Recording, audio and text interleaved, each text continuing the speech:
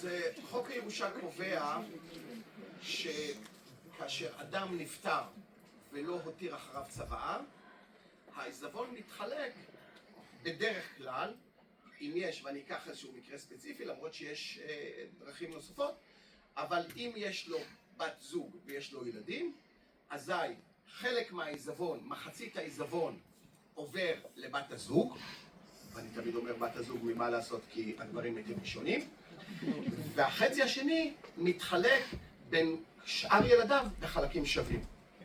לצורך הדוגמה בלבד, אני אקח דוגמה, אם יש לאיזשהו זוג מסוים שיש להם 3 ילדים, יש להם דירה ששווה 3 מיליון שקל, אז היה ואחד מבני הזוג הלך לעולמו, העיזבון הוא לא 3 מיליון שקל, כי מראש מחצית הדירה הייתה שייכת לבן הזוג, המחצית השנייה הייתה שייכת לבת הזוג, כך שהעיזבון הוא אך ורק מחצית, זאת אומרת 1.5 מיליון. כמו שלקחנו בדוגמה, הבעל, האיש, הלך לעולמו, הותיר ונגיד מה שיש זה רק אותה דירה, 1.5 מיליון, החצי של 1.5 מיליון זה 750,000 שקל הולך לבת הזוג, זאת אומרת היא כרגע יושבת על 2,250,000 שקל מתוך הרכוש שהיה להם. הילדים, יש להם נגיד 3 ילדים, 750,000 שקל נותרים, כל ילד מקבל 250,000 שקל, ככה זה הולך. אז אני עכשיו אנסה לבוא ולספר, כמו שאמרתי אני רוצה לספר סיפורים, אז אני אספר את הסיפור הראשון. הסיפור הראשון, יש לנו סבא וסבתא. על מנת יותר לפשט אותו ולא להכניס להרבה פרטים, אני אבוא ויאמר שהדירה, קודם אנחנו אמרנו שכל דירה היא שייכת לשני בני הזוג, אני אבוא ויאמר פה כעובדה, הדירה שייכת אך ורק לסבא, כדי שיהיה לנו רק יותר קל. והסבא נפטר, ויש לו 3 ילדים, או נגיד 3 ילדים, אין בעיה, ולסבא הזה יש לו 3 ילדים. אז כמו שאמרנו, לפי החוק הירושה, היות והוא לא השאיר צוואה, מחצית מהעיזבון שלו, שזה הדירה, מחצית, הדירה שלו שווה 3 מיליון שקל, מחצית עובר לאישה, היא קיבלה כרגע 1.5 מיליון.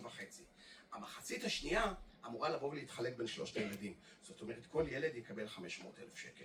עד לפה זה די פשוט. אבל הסיפור שלנו קצת מסתבך.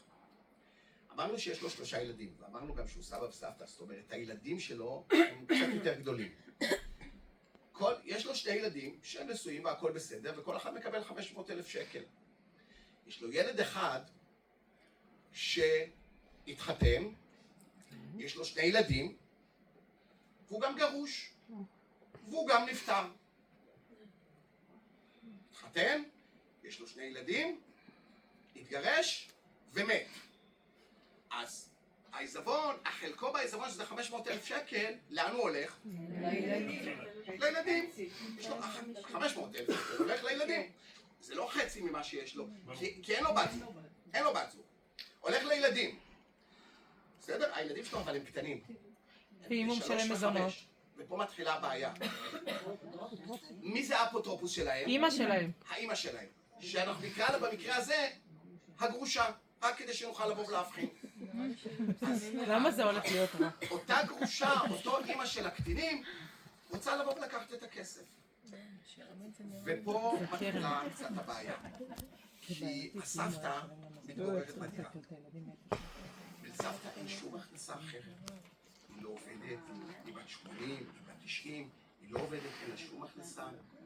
והיא רוצה לבוא ולהמשיך להתגורר. 2 הילדים הנוספים שלה הסתלקו מהעיזבון ואמרו לה, אמא, תקחי את העיזבון, תמשיכי לגור עד סוף ימייך, ולאחר מכן תעבירי את זה אלינו. אלא שאותה אפוטרופוס, שהיא מאוד מאוד אוהבת את סבתא של ילדיה, באה אליה ואומרת לה, שלום, אני האפוטרופוס, תביא לי את הכסף של הילדים, יש פה ילדים, אני רוצה את הכסף. היא אומרת לה, רגע, אבל אני גר בדירה, מה את רוצה? איך את רוצה שאני אעשה? איך אני אצא? היא אומרת לה, זה לא מעניין אותי, אני האפוטרופוס של הילדים, ואני דואגת לילדים, ואני רוצה שתצאי מהדירה, אני רוצה שתתני לי את הכסף, לא רוצה שתצאי מהדירה. אין לה את הכסף, והם מגיעים לבית המשפט. ובית המשפט דן בנושא, לוקח הרבה זמן, ושואל את אותה אישה, את אותו אפוטרופוס נקרא לה. עכשיו, תגידי, את רוצה לפנות את הסבתא של הילדים שלך מהבית? אז היא אמרה, חס ושלום, אני רוצה לפנות את חמותי לשעבר. זה מה שאני רוצה. אני אגיד לכם, בית המשפט אמר שאני משתדל להגדיר את זה במילה יותר עדינה ממה שהוא אמר, שאת נוהגת קצת ברעות לב, אבל אין לבית המשפט ברירה אלא לפסוק לטובתך. נכון. כי זה החוק, וכל בן אדם שרוצה לפרק שותפות בכל נכס, הוא זכאי. אפילו הוא מחזיק ב1%, הוא זכאי. רגע, ואם הסבתא הייתה משלמת לה את המזונות שהבעל היה משלם לה? בסוף היא צריכה לקלקל את הילדים. זה לא קשור מזונות לרכוש הפרטי. יכול להיות שהבעל, שהיא ממשיכה לבוא ולקבל את המזונות, זה לא קשור. איך היא מקבלת את המזונות אם הוא זה מת? לא קשור, זה לא הנושא של עכשיו, אנחנו לא מתעסקים במזונות. זה כן משנה. אבל נגיד שיש קרן, זה את הכסף של הבית. נגיד שיש קרן, אולי מהכסף הזה היא תקלקל את הילדים. אנחנו לא מתעסקים במזונות. אני לא רוצה לקלקל, אני רוצה לקנות דירה. נגיד שהיא מקבלת את המזונות או לא מקבלת את המזונות, זה לא קשור. כרגע, אני אגיד לך עוד יותר. זה כסף של הילדים, אי אפשר לבוא ולשלם את המזונות מהכסף שלי. לא, השאלה אם היא לא... אבל היום אין לה איך לקלקל את הילדים. היא יכולה להשתמש בכסף של הילדים. גם אם יהיה לה איך לכלכל את הילדים, היא יכולה לבקש את הסכום הזה, זה שלה. עזוב, זה לא העניין. זה נגיד היא העניין. הייתה משתמשת במזונות, עכשיו אין לה מזונות. זה לא קשור לזה.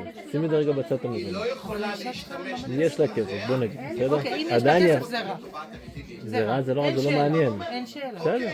לשמור אותו, תקחי אותו, אין מה לעשות, החוק יחד איתך, כל בן אדם זכאי לבוא ולפרק את השותפות, ובית המשפט קבע שעל הסבתא צריכה למכור את הדירה ולהסתדר עם דירה אולי יותר קטנה ולתת לקטינים את חלקם, כן. סליחה, אני רציתי לשאול עוד לגבי חלוקת העיזבון. כן. 50% זה לבת זוג ו50% לילדים. האם ה-50% שלו, של הילדים, לא מתחלק גם לאישה?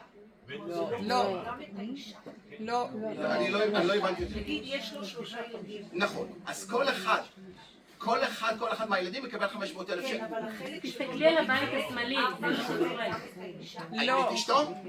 לא, את אשתו היא כבר קיבלה 50%. לא, היא מתכוונת לילד. אשתו של הילד. הקלות. האישה של הבן. ירושה שייכת רק לבן. הוא קיבלה 50%, היא לא יכולה לקבל פעם 50% בפעם אחת. אני חושבת ששאלות בסוף, בסדר? נכון. 1.5 מיליון שלו, 1.5 מיליון שלה, והיא לוקחת עוד 750 מהמיליון וחצי שלו. נכון. אז זה היא שואלת. יפה. אז אני הסברתי כבר בתחילת הסיפור. זה לא מסובך. אני הסברתי בתחילת הסיפור שנכון שאתה אומר שכל אחד יש לו חצי מלכתחילה, אבל אני אמרתי שלצורך הסיפור הזה בלבד אני אבוא ויגיד שהדירה שייכת אך ורק אליו, כדי, גם ככה יש הרבה פרטים בתוך הסיפור הזה, אז אמרתי בוא לא נסבך את הסיפור, נבוא ונקבע כעובדה שהדירה שייכת אך ורק לבעל, אז יש לו 3 מיליון שקל, חצי הולך לבת הזוג 1.5 מיליון, נשאר 1.5 מיליון, אמור לבוא להתחלק לשלושת הילדים 500,000 שקל לכל אחד, 2 ילדים הנשואים והמסודרים מקבלים כל אחד 500, ה-500 הנוספים שייך נקרא לזה לבן המנוח, שיש לו 2 קטינים, וצריך להתחלק 250,000 שקל לכל אחד מהם. זה בדוגמה השנייה. נכון. בדוגמה הראשונה, היא עדיין מקבלת 1.5 מיליון ועוד חצי משלו. היא לא מקבלת את 1.5 מיליון, 1.5 מיליון זה שלה. בדיוק, זה שלה. זה שלה, היא לא מקבלת. נכון. אוקיי. לא, אבל האישה של הילד. 75% שלה ו25% של הילדים.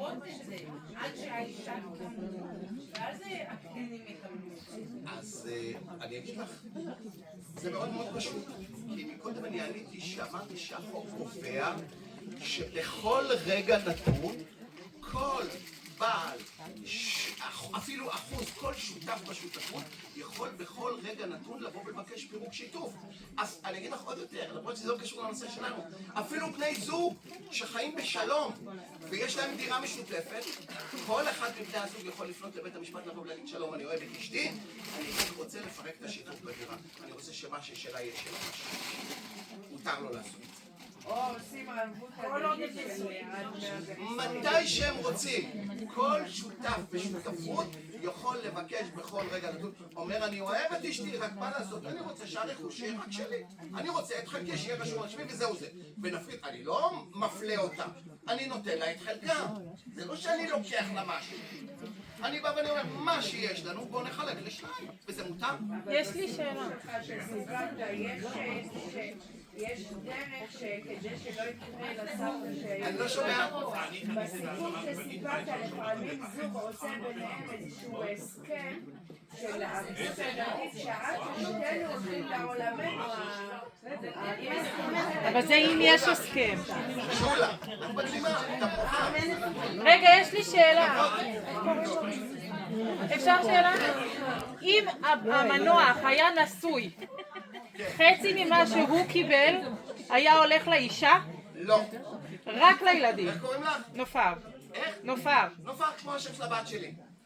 אז נופר, בוא אני אגיד לך. אבל שוב אנחנו מקדימים יותר מאוחר, אבל זה בסדר, זה... את יודעת מה, אנחנו יכולים לא שעה, אנחנו יכולים אפילו 20 שעות, אבל את מקדימה את זה ואני בהחלט אתייחס לזה. זאת אומרת, יש דברים שלא מתחלקים בין בני זוג. אנחנו נתייחס לזה אחד מהם זה ירושות. אם מישהו קיבל ירושה במהלך החיים המשותפים, לא מתחלק בין בני זוג. אבל זהו. הוא יכול לשים את זה בחשבון נפרד. יש לך משהו, את אומרת, עשית לי היום את היום. ירושות לא מתחלק בין בני זוג, לא ירושות, לא מתנות, ולא דברים שהבאתי טרם הנישואים. גם דירה, אבל נתייחס לזה. אבל טרם הנישואים זה רק אם יש הסכם ממון. אני רואה שזה אצלך משהו. אבל טרם הנישואים זה רק אם הסכם ממון. בוא אני אגיד לך,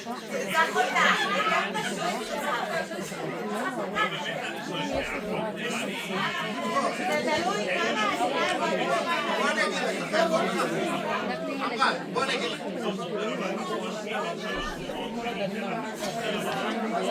בוא אני אגיד לך. טוב, אבל בוא נתייחס, תכף אנחנו נתייחס גם לנקודות האלו, אני לא רוצה להגיד.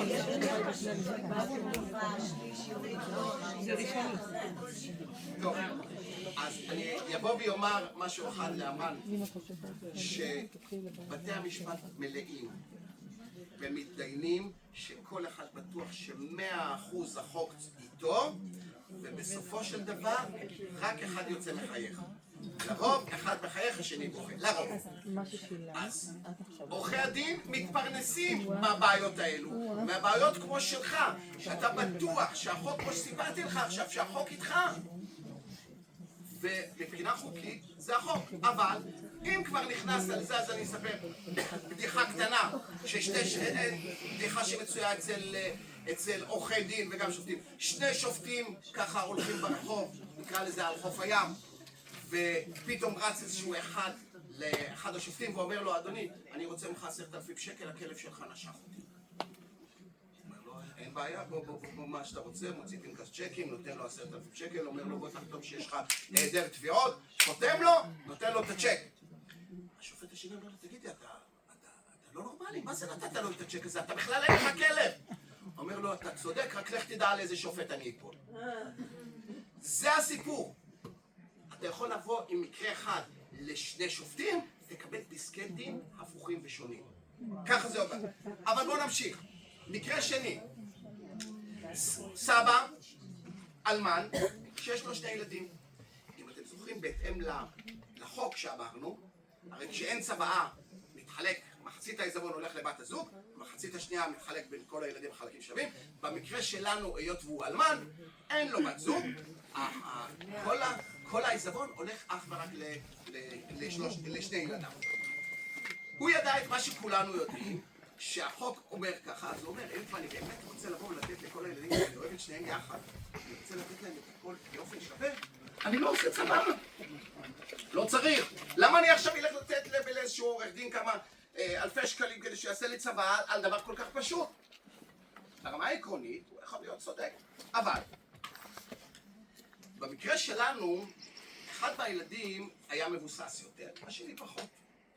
אחד המבוסס, נקרא לו ככה, היה תומך באבא, היה כל יום שישי בא עם סלי קניות, קונה לו. כשהוא היה צריך לחצן מצוקה ביד שרה, היה הולך ומשלם את זה. כשהיה צריך איזשהו מטעם היד שרה, הלך ושילם את זה. לכל אורך הדרך שילם את הדברים, כי הוא דאג ואהב את האבא. הילד הפחות מבוסס לא עושה את הדברים, כי באמת אין לו. לאחר מות האבא, הלך האח הפחות מבוסס לרשם הירושה, ואמר, אוקיי, אין לנו צוואה, אז אני מבקש להוציא איך קוראים לזה, צו ירושה. אמר לו האח, אין בעיה, מקובל, האח המבוסס אומר לו מקובל, אני מסכים לצו הירושה, רק הוא הוציא לו מחברת עבד כרס, ואמר לו, תסתכל, אלו כל התשלומים שאני שילמתי במהלך החיים של האבא, כל אלו היו הלוואות, תחזיר לי את ההלוואות, ואחר כך מה שישאר, אנחנו נחצה את זה חצי חצי. אמר לו, אדוני, מה זה? הייתה הלוואות, אתה נתת לו. אמר לו, טוב, זה הלוואות. הגיעו לאיזשהו הליך משפטי, הגיעו להליך של בוררות או גישור. שאל המגשר בשקט את האח המבוסס, תגיד לי, זה היה באמת הלוואות? אז הוא אומר לו, אני אגיד לך את האמת, אלו לא היו הלוואות, אבל כשנתתי את זה לאבא, למה אני נתתי ולא ביקשתי שהוא גם כן ישתתף? משום שאחי היה מסכן, לא היה לו כסף, אז אני לקחתי את זה. אבל היום, אחי מקבל חצי מהדירה, הוא כבר לא מסכן, אז שיחזיר לי את הכסף. אני נותן רק למסכנים, מי שלא מסכן צריך להחזיר לי את הכסף. הגיעו לבית משפט, כמובן, ושאל השופט את האח המבוסס, תגיד לי, אם האבא היה עושה צבא, והיה קובע שמה שכל הרכוש מתחלק חצי חצי, לא, כל הרכוש מתחלק חצי חצי, ובדיוק ואתה לא מקבל את החזר ההלוואה שאתה קורא לזה כהחזר הלוואה, היית מכבד את זה? בוודאי. כל מילה שהאבא היה אומר, הוא כותב בצבא, קדוש. הלך השופט ושאל את האח השני, תגיד לי, אם האבא היה כותב צבא, והיה רושם שמה, שכל הרכוש מתחלק חצי חצי, אבל לפני כן צריך לבוא ולתת לאח השני את כל מה שהוא השקיע. הוא אומר, וואלה, אני אכבד כל מילה, קדוש. לא משנה מה היה פסק הדין, לא משנה. משנה. אבל עובדה דבר אחד, השארת אותנו במתח. דבר אחד פשוט וברור. לעשות צבא. הם וילדיהם לא מדברים עד בעצם היום הזה, ואני מכיר את הסיפור. אבל מה יצא? אתם שואלים מה היה פסק הדין? כן. החזירו לו את אני אומר את זה זה היה בכמה ערכאות. בסופו של דבר, האח שנתן את הכסף קיבל איזשהו סכום סמלי יחסית רק על הסכומים האחרונים שהוא העביר, כאשר הסכומים הישנים, בית המשפט קבע למעשה שהוא כבר ויתר בהתנהגות שלו, הוא ויתר על הדברים האלו, ולכן על כל הדברים הישנים הוא לא קיבל, על הדברים האחרונים שהיו בשנה, שנתיים האחרונות, הוא יכל לבוא ולהיבנות, את זה מה שהוא קיבל, ואמרתי, זה איזשהו פשרה, מיקס שבית המשפט עשה, אבל זה כבר לא משנה. הוא קיבל, אתה יודע מה? בוא אני אבוא ואומר לך משהו אחר. היה לי איזשהו לקוח שהיה לי, שהוא היה, לי באופן אישי, שהוא היה חבר שלי מכיתה א', באופן אישי, חבר מכיתה א', ואני הצגתי אותו במשך כל השנים, גם כעורך דין, גם כעורך חשבון, הצגתי אותו במשך כל השנים. היה חייב לי המון כספים, ותמיד, אבל הוא תמיד היה משלם, היו לו כמה חברות. באיזשהו שלב הוא נכנס לאיזשהו הליך של פשיטת רגל. ואני אמרתי לו, אני לא אגיד בשמו, באתי ואמרתי לו, רגע בוא, תסתכל, אתה הולך לפשיטת רגל, בוא תשלם לי לכל הפחות את החובות שלך, עכשיו תגמור. לא, אני צריך לזה, ואני צריך לזה, ואני צריך לזה. לקח שבועיים והוא פשט את הרגל, והשאיר לי חובות של 220,000 שקל. זו הפעם היחידה בחיי, שהגשתי תביעה נגד לקוח, הוא היה חבר שלי, אבל זאת עשיתי תביעה, אני מודה ומתוודה, עשיתי טעות. בית המשפט פסק 100% לטובתי, ופסק לי הוצאות ופסק לי את הזה. אם אתה, אמרן, קיבלת שקל, גם אני קיבלתי שקל. אבל דבר אחד, מאז אני לא מדבר. ולכן, השאלה מה צריך לעשות. שאלה אם זה חבל. רגש? לא קיבלתי שקל. מסכים. אבל אמוציונלית, אמרתי, רגע, אתה חייב לי, לך, מה, יש לך בית, יש לך... נכון, אני לא קיבלתי כבר כמה שנים את הכסף, אני גם לא הולך להוצאה לפועל, אני הפנמתי את זה יחד עם אשתי, שמה שמגיע לנו יגיע לנו, אני לא רוצה לעשות לקדוש ברוך הוא את העבודה, הוא רוצה לתת לי שייתן לי את זה בדרכים אחרות. אוקיי, אבל שוב, מה אני בא ואני אומר?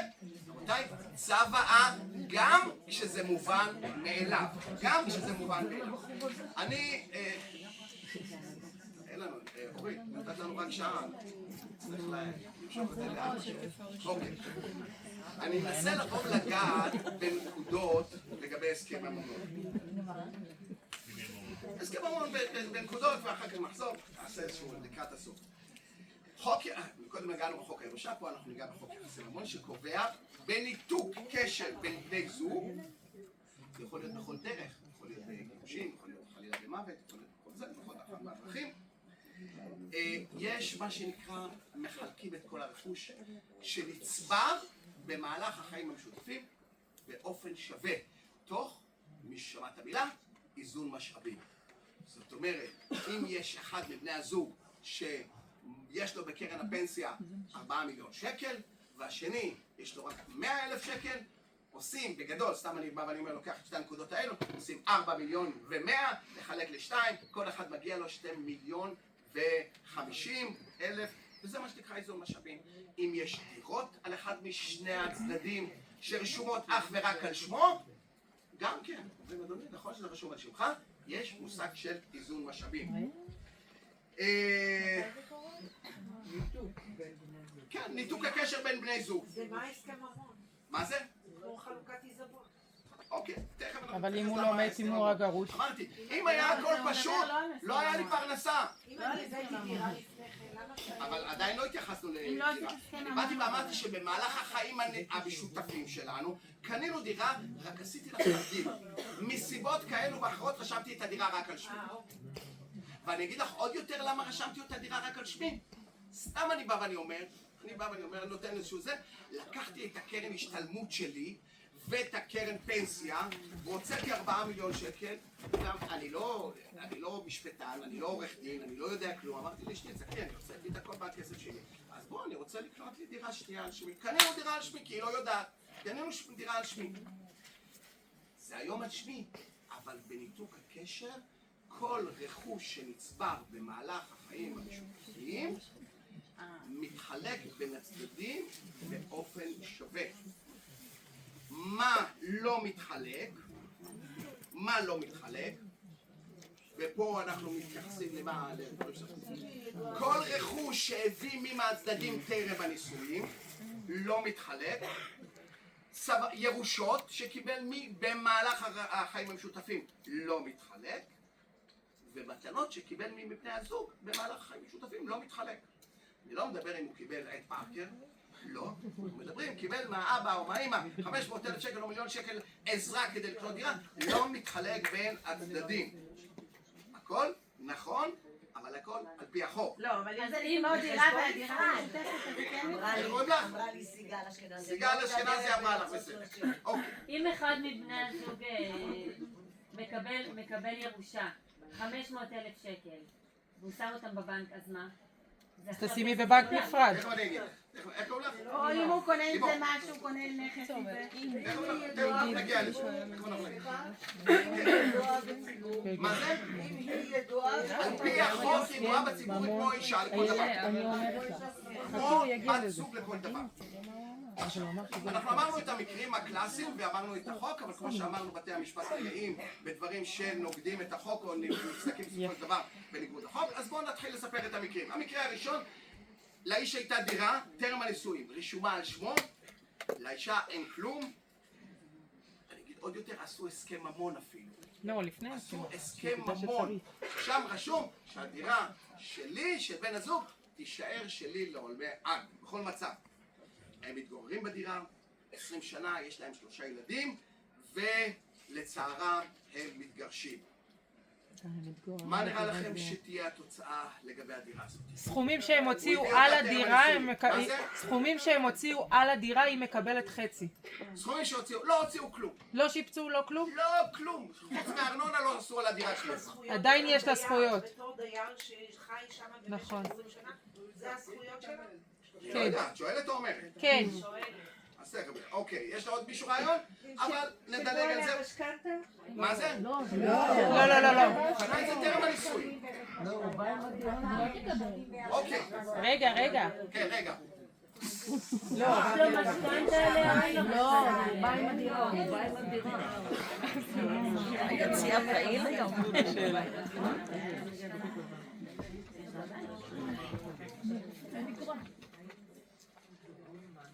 אוקיי.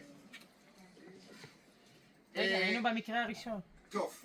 אני עובר למקרה השני, אני לא אתייחס כרגע לתוצאה, אנחנו בסוף נגיד את התוצאות. המקרה השני, כמו במקרה הראשון, הבעל, נגיד, אתם רוצים להגיד שהאישה פעם הביאה דירה מחוץ לפני הנישואים. מההורים. דירה או כסף לקנות דירה? לא, היא הביאה דירה. הדירה, היא קנתה אותה 5 שנים לפני הנישואים. היא דירה שלה. יש להם 3 ילדים, מתגוררים בדירה, ואני אגיד לך עוד יותר, שזה שהביא את הדירה עשה צוואה, ששם רשם שהדירה הזאתי, שאחרי 120, עוברת להוריי, או להוריי, או למישהו, הוריש אותה. מה נראה לכם במקרה הזה, כאשר הוא עשה צוואה? מה יקרה? לפי הצבא? למה לא תקפה? אם הוא עשה את הצבא לפני שהילדים נולדו. קבע משהו שלא אמור זה לא... לפגוע בבת הזוג שחיים. מה זה פוגע? זה שלי? מה זה פוגע? יש לה זכויות. איזה זכויות? בתוך ה... אני הבאתי את הדירה אבל לפני הנישואים. אז מה, אבל היא שלחה אותו, אתה רוצה שאני אפרט? מה זה שירתה אותו? היא הלכה גם כן לעבוד. אני שירתי את עצמי, אני הייתי מכין לחביתה, מכין את הקפה לבד. אני הכנתי לה, מה זה שירתה אותי? נכון. הלו, שולה אמרנו.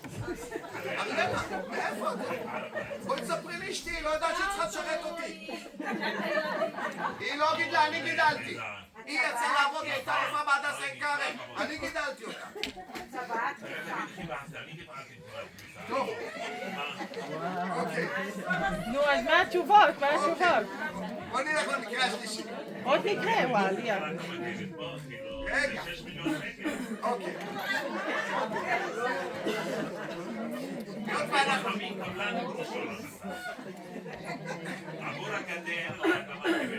המקרה שלך מצריך עורך דין, בוא תיקח עורך דין בריטיילר.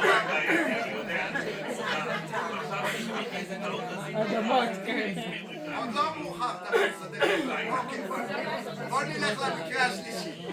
היות ואנחנו עוסקים, נמצאים פה בשערי צדק עם האחיות, אז אנחנו ניקח דוגמה שמדובר באחות. האחות עובדת, אחות במקצועה עובדת מסודרת, משכורת חודשית, קרן פנסיה, קרן השתלמות, הכל מסודר פיקס.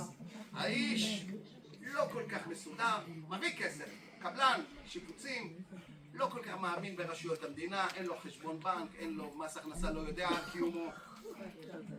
רכשו דירה לאחר הנישואים. רכשו דירה לאחר הנישואים. הביאו כסף, לקחו משכנתה, תשלומי המשכנתה יורדים מחשבון האישה, גרים בדירה הזאת במשך 20 שנה, והיות והיה חסר להם גם 500,000 שקל, ההורים של האישה נתנו לה את זה כמתנה. הם קנו את הדירה. הגיעו למצב של גירושים. צריכים לבוא לחלק את הדירה הזאת. עכשיו אני שואל, גם כן, מה אתם חושבות שבמקרה הזה, איך מחלקים את הדירה הזאת? הוא לא הביא שקל, אני הבאתי, אנחנו גרים בדירה הזאת, המשכנתה יורדת ממני, המשכורת נכנסת ממני, וההורים שלי נתנו 500,000 שקל. מתנה אמרת. מתנה, 500,000 שקל. אוקיי. יאללה, בוא נגיע לתשובות, נכון, אנחנו כל הדברים במתח. האלו בהחלט מסובכים, מסבכים את העניין, אבל אני אגיע כבר לתוצאה. רגע, למה ציינת שהתשלום משכנתה היה מחשבון האישה? הרי בין בני זוג זה לא משנה, זה משלם משכנתה, זה משלם מעונות, זה לא משנה, גם אם שיהיה לו. זה משנה אם הדירה היא רק על שמה. הוא לא מביא, אין לו חשבון בנק, הוא עובד, הוא לא מספר לי איפה הכספים. אין לו כספים, מס הכנסה סיפרנו שהוא לא יודע על קיומו, הוא לא יודע שהוא נולד מס הכנסה בכלל. למה הוא לא התחתנה? יודע. דרך אגב הם הסכימו. האישה מפרנסת וחלקלת, אני יודע, מדי פעם הוא בא מביא איזשהו סל אחד לחודש, מביא את הדברים, הוא לא מביא כלום הביתה. לא משנה, הם זוג. לא מביא רשמי, אבל... את מייצגת אותו, אני מייצגת אותה.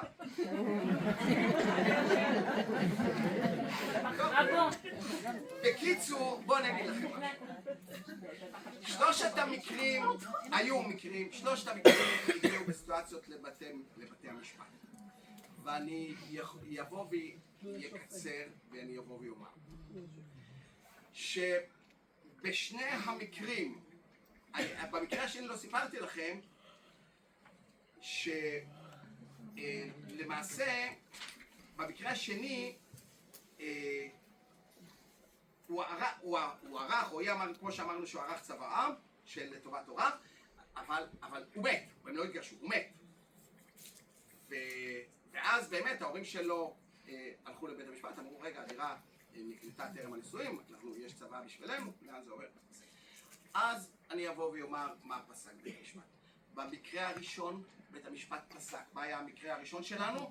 המקרה הראשון שלנו אמר שהייתה להם דירה טרם הנישואים, היו להם 3 ילדים, התגוררו בדירה, בית המשפט אמר מחולקים את הדירה חצי בחצי. ותכף אנחנו נתייחס לזה. במקרה השני, שגם כן הוא הביא דירה או היא הביאה דירה, ועשו צוואה שלטובת ההורים, בית המשפט אמר חצי לבת הזוג הנותרת וחצי עובר להורים בהתאם לצוואה. ובמקרה השלישי, שאמרנו על אותה אחות משערי צדק, מחלקת יולדות, שעובדת, מפרנסת, עושה את הכל, והוא לא מביא כלום, וקיבלה 500,000 שקל במתנה, בית המשפט בא ואמר חצי בחצי. אבל אמרנו שמתנות לא משנה. עכשיו תסביר. אז אני אבוא ויאמר. המפתח,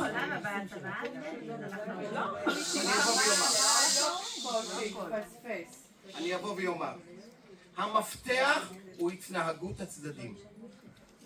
ואם הבאתי משהו, כמו שאמרנו שבהתאם לחוק, הבאתי דירת טרם הנישואים, ובני הזוג התנהגו, גרו בתוך הדירה הזאת, לא ביקשתי מאשתי דמי שכירות.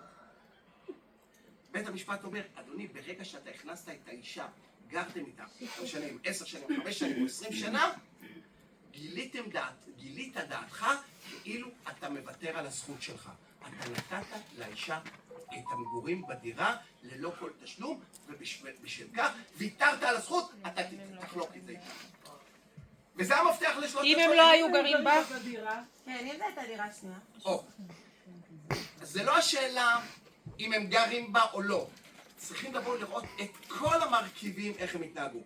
אם הם לא היו גרים בדירה, הוא היה מזכיר את הדירה לגורם שלישי, והיה חותם על ההסכם לבד, והיה מכניס את דמי השכירות לחשבון שרשום אך ורק על שמו, ולא היה לוקח ומערב את הכספים בין החשבונות האלו והאלו, אכן סביר להניח, אמרנו שבית משפט אי אפשר לבוא לדעת, סביר להניח שבית המשפט היה בא ואומר, רגע, הדירה הזאת לא נחלקת בין הצדדים. ברגע שגיליתם דעתכם שהתנהגתם, אותה אישה שקיבלה 500,000 שקל מהוריה, מה היא עשתה? ובתום לב אנחנו עושים את הדברים האלו בשוטף. אני יכול לבוא לומר, עשיתי את הדברים האלו כמה פעמים, ברוך השם, משחה, אני לא אומר לאנשים לא לבוא ולעשות את הדברים האלו. אני מאחל לכולם לבוא לחיות בזוגיות יפה, ולבוא ולהגיד, כל מה ששלנו, מבחינתי שיהיה... תסתכלו, אני פעם אחת גירשתי איזשהו מישהו, שאומנם נדיר, לא ישראלי, תרבות אחרת, אמר לי יואל, את הכל אני משאיר לאמא של הבן שלי. את הכל. בית, אוטו, חשבונות, אומר, אני אצא, אני יודע לעשות כסף. את הכל הוא השאיר לה. אמרתי, אני לא יכולתי לראות, זה אמרת לו, תגיד, אתה נורמל? הוא אומר לי, יואל, הכל. כל הכבוד, אם זה היה אחרת לא היית אומר. זה לא כל הכבוד, הוא לא ישראלי פשוט. בטח כל הכבוד. למה הוא היה צריך אותך? למה הוא היה צריך אותי? אחרת איך אני אתפרנס? צריך. עורכי דין צריכים אותך. אז, במקרה השני גם כן אמרנו שהיא קיבלה 500,000 שקל, אנחנו אומרים, זה מתחלק. עכשיו, זה היה למקרה השלישי. למקרה השני שאמרנו שהוא הביא דירה טרם הנישואים ואפילו עשה צוואה, בית המשפט בא ואומר לו, אדוני, את הצוואה אתה יכול לעשות רק על רכוש שלך. אתה לא יכול לעשות צוואה על רכוש של מישהו אחר. במקרה הזה הדירה חצי של האישה כבר. להכניס את המתנה לחשבון חצי שלה בעצם ההתנהגות שלכם. אז הצוואה נכנסת ברמה העקרונית לתוקף ביום הפטירה.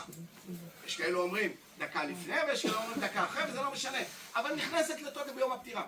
ביום הפטירה האישה שלך כבר גרה באותה דירה 20 שנה. הדירה היא כבר שלה. של שניכם.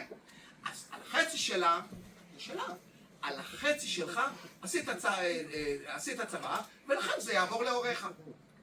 ולכן, מה שאני בא ואני אומר, צריך, אם חיים והכל בסדר ואתה מוכן, אתה יודע, פעם מישהו ביקש ממני לבוא ולחתום לו ערבות על איזשהו, חבר טוב, על איזשהו ערבות בבנק, אמרתי לו, תסתכל, אני לא מוכן לבוא ולחתום לך על משהו, הרי מה זה אני חותם ערבות? הבנק בא ואומר לך, כשאתה בא וחותם ערבות, אומר, תדע לך שאם הוא לא משלם, אתה תשלם. אני הרי לא מוכן לשלם בשבילך. אני לא מוכן, אתה לקחת הלוואה של 500,000 שקל, אני לא מוכן להרוס את הבית שלי ולשלם בשבילך. אתה רוצה? אני אתן לך מתנה 5,000, 10,000 שקל, אבל תשחרר אותי מהחתימה. גם במקרה הזה, גם במקרים האלה, אם יש דירה ואתם רוצים באמת לשתף את בן הזוג ולבוא ולהגיד רק רגע, גם אם חלילה הקשר בין הצדדים יתפרק, ואני אגיד לכם, קשר של צדדים שמתפרק זה דבר נורמלי, סביר והגיוני גם לזוגות שנמצאים הכי אוהבים שיש בעולם. אני תמיד אומר ללקוחות שלי, כל זוג שעומד על מדרגות בית הדין הרבני, פעם היו אוהבים. נקודה. כל זוג שני במדינת ישראל מתגרש, אחד כן, אחד לא. נורא והיום. יכול להיות. מה נורא והיום? איך נתפרנס? עכשיו אני אגיד עוד יותר, איך אני אומר לאשתי, שהיא לא אוהבת את המשפט הזה, כשאנשים שואלים אותי במה אתה מתעסק, אני אומר להם בפירוקים, מפרק משפחות, ישר מתאמת, אני אומר לה, אני מפרק משפחה ובונה 2, בסדר. אז למה הסכם המון? למה הסכם ממון? תופס, רק תתנהגי בהתאם להסכם ממון. היה לי מקרה כזה שמישהי היה להם הסכם ממון סגור מכל הצדדים, ואותו בן זוג שחיה איתו 15, 20, 25 שנה, כבר לא זוכרת את זה, הוא היה באמת קבלן שיפוצים, הוא שיפץ את הבית, הוא גר בבית, הוא היה מביא קניות, הוא היה משלם את החשמל, זה לא אותו אחד שיפוצניק שלא היה מוכר במס הכנסה, הוא היה מתנהג, הם גרו בבית, הוא שיפץ לה, הוא עשה, בית המשפט אמר, ההסכם שלכם לא תופס, את ויתרת עליו, הוא בא השקיע כמה מאות אלפי שקלים כדי לשפץ את הבית, מישהי מקודם אמרה את הדבר הזה. הוא שיפץ את הבית, כשהוא שיפץ את הבית לא אמרת לו, הלו זה בית שלי, אל תשפץ אותו. וכשהוא הביא את הסלי קניות, את לא אמרת לו, לא, רגע, חצי. למה לא אמרת לו חצי? זאת אומרת, חייתם באיזשהו מערכת זוגית שהשלמתם עם זה שכל מה שיש לכם, של שלכם. ולכן בית המשפט בא ואמר, התחלקו. אז יש לכם הסכם ממון? אין בעיה. תעשו הסכם ממון למי שרוצה הסכם ממון. אני לא עשיתי עם אשתי הסכם ממון, הילדיי לא עשו הסכם ממון. אבל הסברתי להם זה גם נכון. לא, אבל אתה גם יכול לבוא לעשות הסכם ממון, לבוא ולהגיד שכל מה שאני אצבור מהיום ולהבא גם כן יהיה שלי. זה גם כן מותר. כן. אם עשינו הסכם ממון וחשבנו שדוגמה, אני עובד בעבודה כזאת ואת עובדת בעבודה כזאת, ולכל אחד יש את הקרנות הסוציאליות והפנסיונית שלו, ואנחנו אומרים שאת הדברים האלו אנחנו לא חולקים. אין בעיה, בסדר גמור. אבל אם עשיתם, קבעתם בהסכם הממון איזשהו משהו, סעיף, ואתם אומרים, רגע, שכל הכספים שלנו, אני יודע מה שהמשכורת שלי תהיה שלי והמשכורת שלך זה, אבל בפועל פתחתם חשבון אחד והכנסתם את הכל ולכל אחד יש כרטיס אשראי והוא מושך כמה שהוא רוצה וטיולים אתם עושים יחד. בית המשפט אומר, אדוני, לא עשיתם איזושהי הפרדה רכושית. כדי שיהיה הסכם ממון צריך שתהיה הפרדה רכושית. אז תתנהגו, יש לכם דירה, כמו שאמרתי, יש לי אחד מהצדדים דירה, עשית הסכם ממון, אין בעיה, תזכיר אותה לבד, שהכסף ייכנס לחשבון, אל תערב, כל כסף שאתה תיקח מהחשבון הפרטי שלך ותכניס אותו לחשבון המשותף, מת. הוא לא מת כולו, הוא מת כי זה מתחלק לשתיים, אז הוא מת חצי. אוקיי, אז היות והזמן שלנו קצר, אני רוצה רק לבוא ולהגיע למקרה האחרון, ולדעתי הוא מאוד מאוד חשוב. למה אני בא ואני אומר שצוואות והסכמי ממון, בעיקר צוואות, זה לצעירים, לא למבוגרים. מבוגרים, הוא אומר רק רגע כבר ילדיי, מבוגרים, אני יודע איך אני רוצה לבוא ולחלק אותם. צוואות זה לצעירים, ואני אתן את הדוגמה. מאוד מאוד, אתם יודעים מה? הדוגמה הזאת היא כל כך קריטית והיא כל כך מציאותית ביומיום עם המון אנשים. זוג צעיר בגיל 30-40 בחיים, יש להם 2 ילדים בגילאי 3-5. זה זוג דירה משותפת, קנו אותה, זוג נורמטיבי, קנו אותה במהלך חיי הנישואים, לקחו משכנתה, כל אחד הביא קצת כסף, קנו אותה. שלא נדע, נגיד שהאיש מת בגיל 30. אלוהים ישמור, אבל קוראים את הדברים האלו, אתם בבתי חולים, אתם קוראים את הדברים האלו. איך אמרנו? יש לה דירה, הדירה שווה 2 מיליון שקל, אבל 1 מיליון שקל זה של האישה. תוקף זה לא מזה שהיא מקבלת מהעיזבון, זה שלה, כי הדירה היא משותפת. 1 מיליון שקל זה היה של האיש, המנוח, ולכן העיזבון, כמה העיזבון? 1 מיליון שקל, רק מה שלו. את זה הוא מוריש. איך אמרנו, עמרן, איך אמרנו שהוא חלקי את זה? 50% לאישה. 500 עובר אליה, 500 עובר אליה, 500,000 שקל מתחלק בין שני הילדים הקטינים, 250-250. מי האפוטרופוס הטבעי של הילדים? האמא. בסדר, עושים, היות והוא לא עשה צוואה, יש צו ירושה. לקחו את הצו ירושה, הלכו לרשום את הדירה בהתאם לצו הירושה, מה לעשות? היא תופסת ב-75% מהדירה, כל ילד תופס ב-0.125%, 12.5% מהדירה, וזהו, האישה שלנו, המסכנה באמת, רוצה להשתקם ורוצה להתחיל חיים חדשים. מותר לה, היא צעירה. והיא אומרת, אני רוצה לעזוב את הדירה, הדירה הזאת זה טראומה מבחינתי, אני רוצה לצאת, לעבור לאזור אחר, גם לטובת הילדים, גם לטובת זה, חווינו חוויות לא טובות, והיא רוצה למכור את הדירה. והיא מחפשת, קונה, והקונה מסתכל, העורך דין של הקונה מסתכל בנסח טאבו, ואומר, רגע, פה רשום לי פה שאת לא כל הבעלים של הדירה, את בעלים של 75%. מי זה שתי הבעלים הנוספים? הילדים, בני כמה הם 3-5, מה, הם לא יכולים למכור. מה זה הם לא יכולים למכור? רצים לבית המשפט. אומרים, לבית המשפט, אנחנו רוצים למכור את הדירה הזאת. בית המשפט לא עושה כלום אם הוא לא פונה לאפוטרופוס הכללי. אני לא רוצה לומר חלילה שזה חותמת גומי, אבל לרוב הוא מקבל את עמדת האפוטרופוס הכללי. האפוטרופוס הכללי הוא כמו אפסנאי בצה"ל. אפסנאי. תמיד אומר את ההפוך ממה שאתה רוצה. אבל אם היא האפוטרופוס, למה צריך אפוטרופוס כללי? כי יש לה אינטרס בעניין. האפוטרופוס הכללי תפקידו לשמור על טובת הקטינים.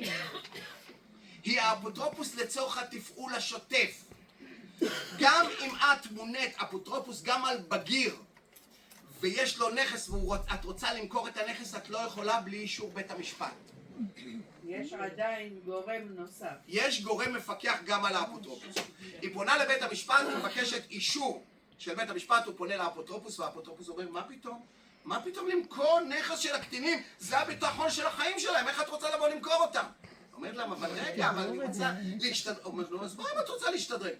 מנהלים משא ומתן, וזה ככה, אני לא מספר סיפורים, זה ככה, מנהלים משא ומתן עם בית המשפט, עם האפוטרופוס, והיא, האישה המרוטה כבר, מתחייבת לבית המשפט, אומרת, אתה יודע מה?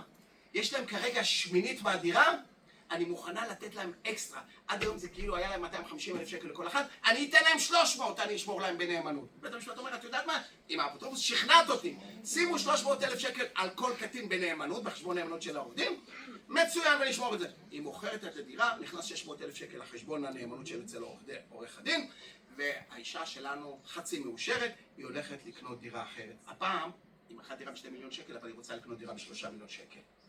היא הולכת, אומרת, רגע, איך אני אקנה? אני צריכה גם משכנתה של 1 מיליון שקל. אז כמובן שהיא הלכה לבנק לצורך המשכנתה, רגע, היא צריכה את 600,000 שקל. איך היא יכולה? זה נמצא בחשבון נאמנות, העורך דין אומר לה, גברת, את לא יכולה לשחרר את זה. היא רצה לבית המשפט, בית המשפט מה אומר? האפוטרופוס הכללי. פונים לאפוטרופוס הכללי, מה הוא אומר? מה פתאום? מי אמר שזה טובת הקטינים לקנות להם דירה? מה זה? את צריכה לתת להם מגורים, הם לא צריכים לגור בדירה שלהם, שהכסף יישאר בנאמנות. אומרת לה, מה זה? אבל מקודם אמרת לא, אומר מקודם זה היה מקודם, עכשיו זה עכשיו. לא מסכים. מנהלים משא ומתן, אומרת להם, אתה יודע מה? אני מוכנה לתת להם שמינית של הדירה החדשה של 3 מיליון שקל. מנהלים משא ומתן, שוב, אני אתן להם, אני אבטיח להם. נגיד שמינית, לא יודע מה, 20%. האפוטרופוס הכללי מתרצה, ובסופו של דבר, הוא אומר לה, אוקיי, בית המשפט מאשר, אין בעיה, תתני להם 20% לכל אחד מהדירה החדשה, ושימו לב, היא נפגעת, הלו, זה שלי! למרות הכל. שומר על הילדים. מה זה שום? מנהל משא ומתן, שוב, מנהל משא ומתן לטובת הקטינים, זה בסדר. למה 75% שלה? למה לא 50%? לא, אמרנו שמראש היה לה 50% והיא קיבלה מחצית מהעיזבון. אוקיי, היא מאושרת, אומרת יאללה בסדר, בן כה וכה, בסופו של דבר אני רוצה לבוא ולתת. כשאני אלך אחרי 120, אני אעביר את הדירה גם ככה לקטינים, אז מה אכפת לי שזה יירשם 20% על שמה? אין לי בעיה. אממה היא מתחתנת. נראה לך זה נגמר? לא, אנחנו לא פה בשביל שזה ייגמר. היא מתחתנת. לא, זה אנחנו עדיין לא הגענו. אנחנו נמצאים עדיין בשלב הזה של הזה. היא רוצה, אמרנו, ללכת לקבל משכנתה. הבנק אומר לה, רגע, הכל בסדר, הכל מאושר, רק לפני שאנחנו נותן לך, מעביר לך את הצ'ק, תרשמי לי הערת אזהרה בטאבו על הדירה. הולכת לרשום הערת אזהרה בטאבו, אומרים לה, הטאבו, הלו, זה לא כל הדירה שלך. יש לך רק חלק מהדירה. אני לא יכול לרשום הערת אזהרה על הקטינים. אומרת, מה אני עושה? הבנק רוצה שהיא לרשום הערת אזהרה, היא הולכת לבית המשפט. מה עושה בית המשפט? הולך לאפוטרופוס הכללי. האפוטרופוס הכללי אומר, על גופתי לא יירשמו הערות אזהרה והתחייבויות על הקטינים. האם האישה תפשוט את הרגל, אני אתן שימכרו את הנכסים של הקטינים? אין מצב כזה. אין מצב כזה. אין לבוא ולרשום חיובים או שעבודים על זכויותיהם של הקטינים. שימו לב מה האישה המסכנה הזאת צריכה לעבור. למה לא לעשות צוואה הדדית? כאשר אחד בא ואומר, אם אני הולך לעולמי, הכל עובר לבן הזוג, אם היא הולכת לעולמה, הכל עובר לבן הזוג, ואחרי 120 של בן הזוג הנותר, הכל יעבור לקטינים.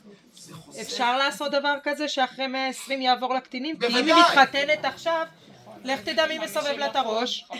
קודם כל נשתדל שאף אחד לא יסובב לה את הראש, אבל אני אגיד לך שני דברים. א', אפשר לבוא לעשות, זה נקרא מוריש אחר מוריש. יש. יש מושג של אני עכשיו נותן לך את הדירה, בתנאי שתתני את הדירה לאחר מכן לילדים, למי שזה. יש את המושג הזה. אבל אני אבוא ואגיד לך, אם את שואלת אותי גם אחרי שאמרתי לך, מוריש אחר מוריש, אם אין בעיות עם זה, גם בזה יש בעיות, גם בזה יש הסתבכויות, אבל אני לא נכנס כי מה לעשות, הזמן שלנו קצר, יש לי ממש עוד 2-3 דקות, לא יותר. יואל, אבל אתה יכול ללכת אחר כך לעשות צבא חדשה? אז שוב, אני לא רציתי לסבך את זה, אבל לא. בצוואה הדדית, בן זוג אחד, אם שני בני זוג עשו צוואה הדדית, ואחד מביניהם רוצה לעשות צוואה חדשה, התנאי הוא שקודם כל הצוואה שהוא עשה, ההדדית מתבטלת, כל מה שהוא קיבל במסגרת הצוואה ההדדית, הוא צריך לבוא ולהחזיר לעיזבון, ואותו עיזבון יחולק בין היורשים הטבעיים שלו. זאת אומרת, לא בטוח שזה כל כך שווה לו. ואני אגיד לך עוד יותר, הרבה פעמים בצוואות הדדיות שאני עושה, אני בא ואני קובע, שאם אתה הפרת את הצוואה ועשית צוואה לאחר מכן, הקנס שלך, מעבר לכך שהחזרת את כל העיזבון לקופת העיזבון, אתה גם לא תקבל את חלקך שהיה אמור להיות מתוקף החוק. גם את זה לא תקבל. ואז זו סנקציה. זו סנקציה. אני בא ואומר, רגע, אני עכשיו הולך לבוא ולהוריש רק את חלקי החלקי כל כך קטן, אבל אני הולך לוותר על כל מה שקיבלתי. אז זה לא כל כך קל. זה לא כל כך קל. אבל שוב אני בא ואני אומר, צוואות הדדיות הן יותר מורכבות. הבעיות שבהן, מתי אפשר לבטל, מתי אי אפשר לבטל, הן קצת יותר מורכבות. מה הכי נכון לעשות?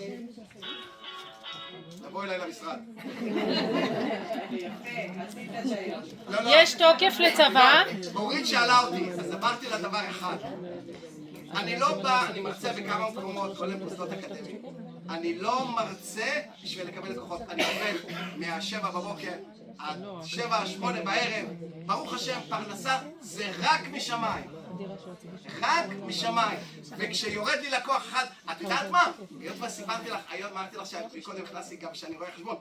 לפני חודשיים איזשהו לקוח גדול אמר לי, רגע יואל, תסתכל, אני עוזב, וזה לקוח שהוא בריטיינר וזה, אני עוזב משהו שיש איזשהו עורך דין אחר שנותן לי סכום קטן יותר בזה. אתה מוכן לעמוד? אמרתי לו, לא, אני לא מוכן לבוא לעמוד. והוא ב-31/12 הוא עוזב. ביום הראשון לינואר נכנסים 3 לקוחות חדשים שנותנים בדיוק את מה שהוא נותן, בדיוק על השקר. אז אני מאמין שפרנסה בשמיים, אז זה. רגע, יש... אם אנחנו עושים צבא ידני, כאילו אני ובן הזוג ראשים, כאילו אנחנו מסכימים שככה וככה חותמים, זה תופס? קודם כל, יש כמה סוגי צוואות. יש גם מושג של צוואה בכתב, שגם היא תופסת. יש צוואה בכתב, יש צוואה בעדים. בלי עורך דין? מה זה? עורך דין הוא זה שמנסח. הסכם לחוזה לדירה את לא צריכה עורך דין. אם את יודעת לבוא ולנסח אותה את לא צריכה עורך דין. העורך דין שלך לא חותם על החוזה דירה. הוא גם לא חותם על הצוואה. הוא יכול לחתום כעד, אבל את יכולה לקחת כל שני עדים ולשים אותם כעדים. ולכן, עורך דין יודע לבוא ולהשיג, אם הוא מתמחה בזה, כי יש, אני משבש ביתר תפקידיי, גם אב בית הדין של לשכת עורכי הדין.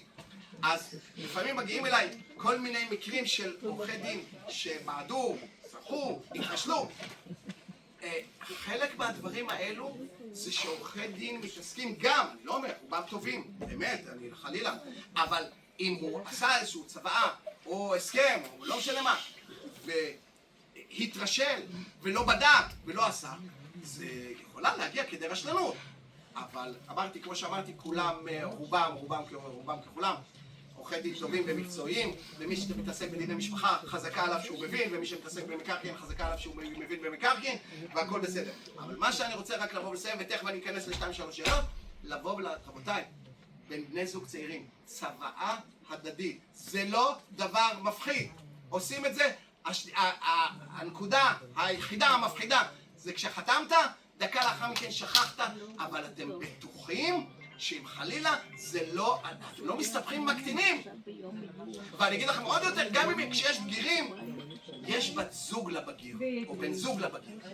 שהוא בא ואומר, תסתכל, אבל אמא שלך נמצאת פה בדירה, די, מספיק, היא לא רוצה למות. שחרר אותנו מהדירה הזאת.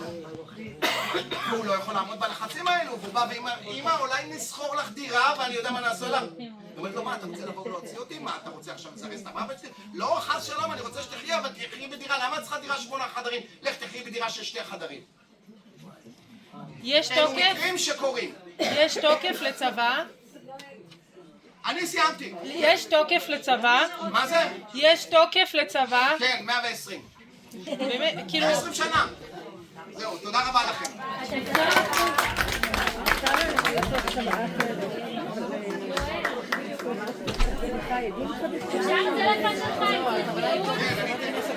את הטלפון שלך, משקים גם על מושבים?